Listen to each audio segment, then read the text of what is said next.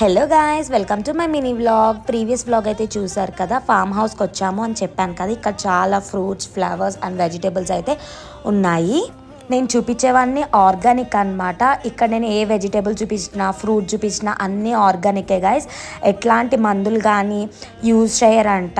And taste కూడా చాలా స్వీట్గా ఉన్నాయన్నమాట. ఫ్రూట్స్ వచ్చేసి ఇక్కడ సపోటా అండ్ సీతాఫల్, పప్పాయ, జామకాయ అండ్ లీఫీ వెజిటేబుల్స్ కానీ అన్నీ అవైలబుల్గా ఉన్నాయి గైస్. ఇక్కడైతే ఫుల్ ఆర్గానిక్ అనమాట. ఎట్లాంటి మందులు అయితే యూజ్ చేయలేదన్నమాట. నేనే అక్కడ చూస్తూ ఉన్నాను.